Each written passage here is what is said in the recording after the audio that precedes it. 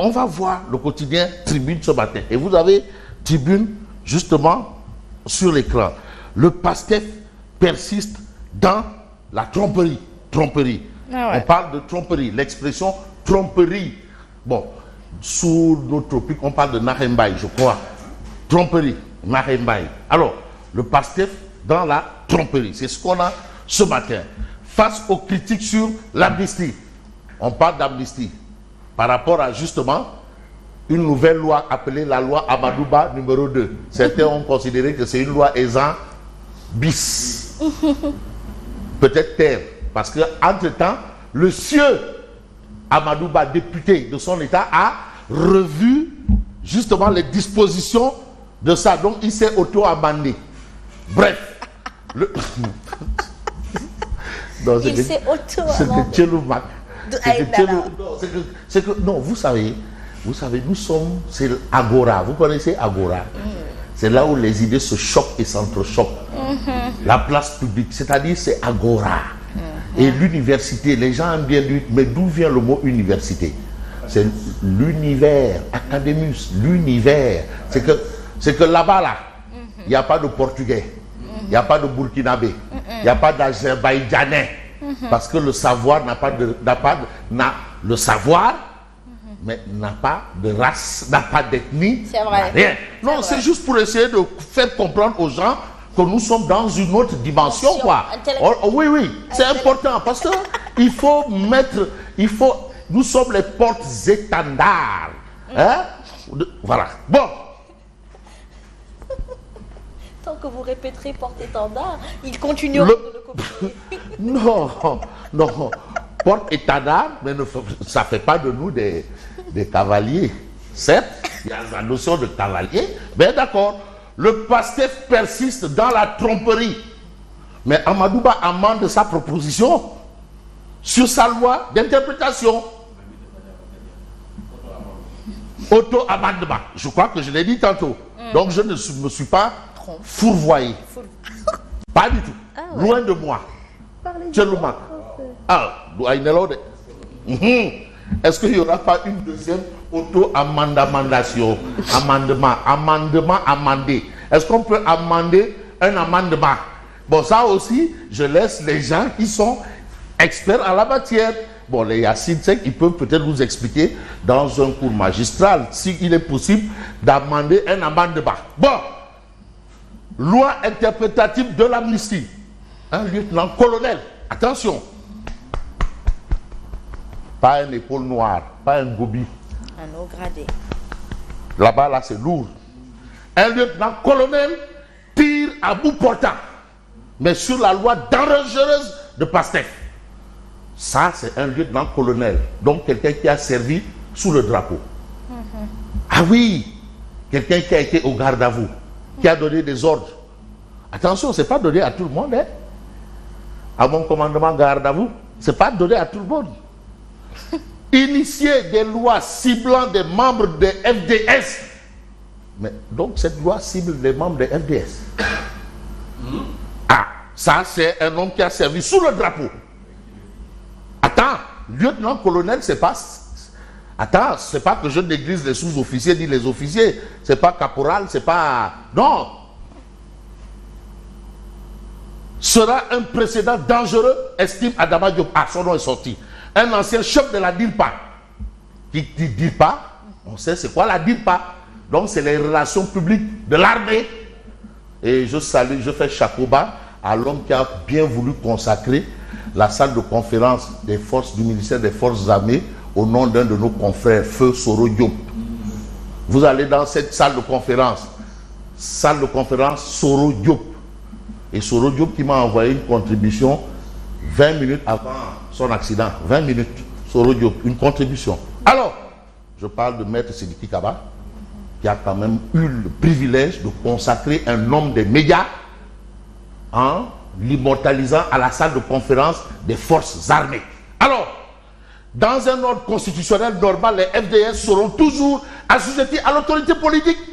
Donc ça là, l'autorité politique là ne peut pas se dédouaner, ne peut pas se laver ne peut pas, ah, non, C'est là, vrai. non, c'est pour vous dire, vous savez, les hommes de tenue là, ce n'est pas, il y en a même plus capés même que nos universitaires et autres là. Ils sont sortis dans des écoles, mais attends, c'est pas Toto tape pâté, pâté tape Toto. Attention. Alors, il ne faudrait pas que les querelles crypto-personnelles ou des chapelles conduisent vers des cibles inappropriées. Il y a même des mots vraiment militaires, cible, inapproprié, cible, inapproprié. Voilà. Donc vous avez ça. Mais vous avez contre la loi de polémique de Pastef, les cadres de Gomsobop, là maintenant on est dans le monde politique. Les cadres de Gomsobop comptent saisir la communauté internationale, acte politique. Parce que comment à acte politique, réaction politique, action politique, réaction politique. Et il y en a qui se sentent quand même concernés, ce sont les FDS. Et déjà on sent, c'est pas la première, c'est la deuxième ou la troisième sortie, mais de haut gradé des forces de défense et de sécurité. Attention, ça c'est peut-être de la sommation, pas des tirs de semonce. Bon, vous avez ici Mansour Faye, Gora National. En tout cas, lui, lui c'est du Tchoki fin. On ne va pas dire Gatsa. Non, Tchoki fin, rek. Selon Mansour Faye, maire de Saint-Louis et ancien ministre de la République. Parce que même quand on est le Gora du président, c'est un statut, hein, attends. Même Mbinda du président, du Tchomo. Attends, c'est un statut de Gora du président. Attends. Pastef s'est déjà attribué plusieurs milliers de mètres carrés à l'ancienne piste pour la construction prochaine de son siège. Plusieurs mètres carrés à l'ancienne piste. Ah! Oui! On a déguerpi. Là, on a déguerpi. Manu Militari. Les mécanos. Pastef s'est déjà attribué plusieurs milliers de mètres carrés à l'ancienne piste pour la construction prochaine de son siège. Ah! Vrai ou pas? Au nom de qui ou de quoi? L'ont-ils acheté? Ah, peut-être aussi, pourquoi pas? Parce que Benno APR à son siège, PDS à son siège, PIT à son siège à Khariala, Pastef devrait avoir son siège. À l'origine de la brouille, oui. entre Mamour Diallo et Ousmane Sonko, oui.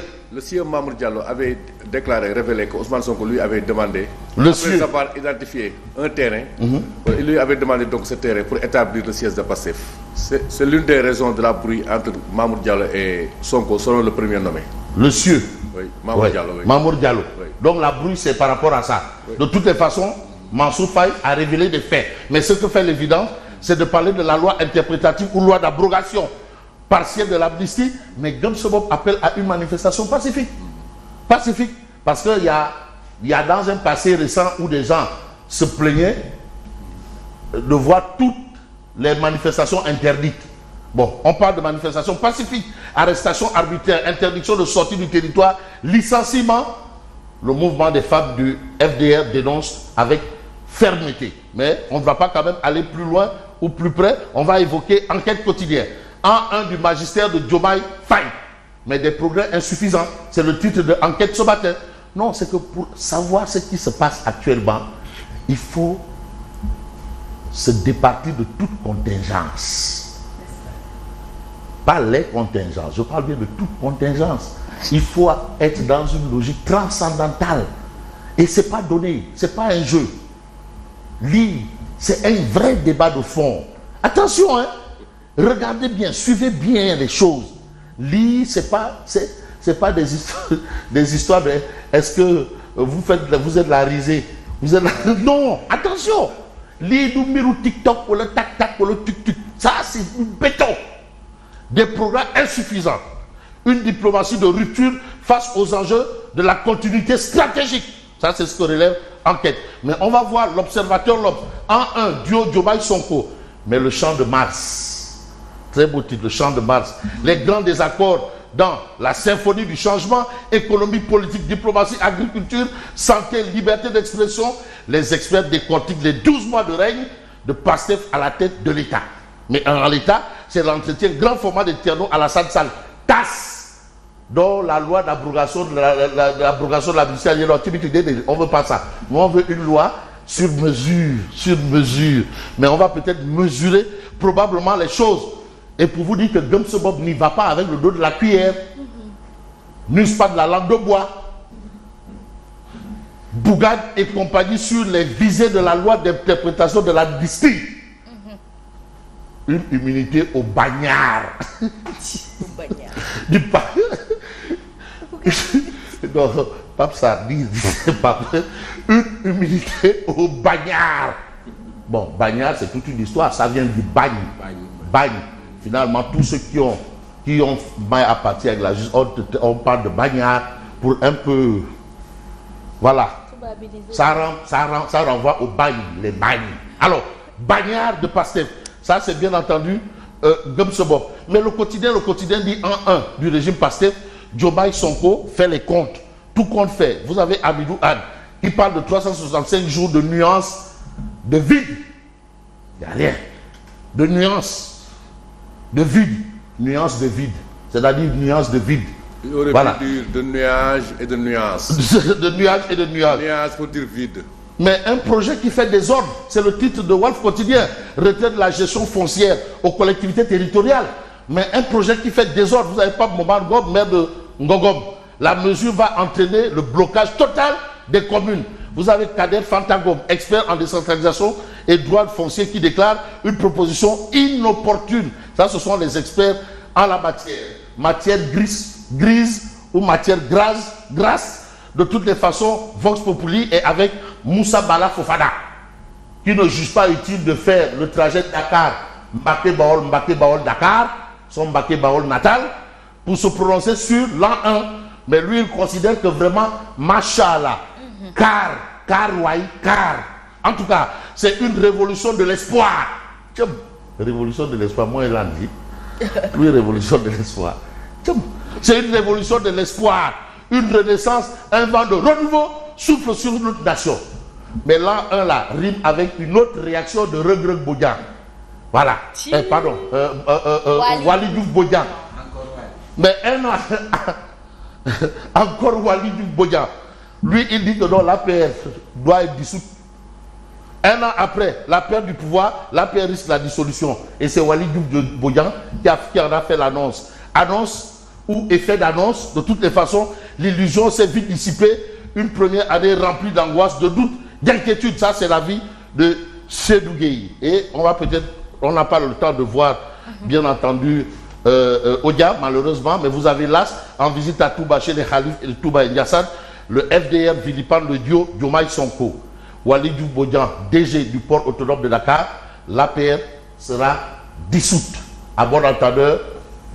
Merci et bonne continuation. Merci beaucoup. Merci Fabrice. Il est 7h05, alors il est temps pour nous de faire place au journal.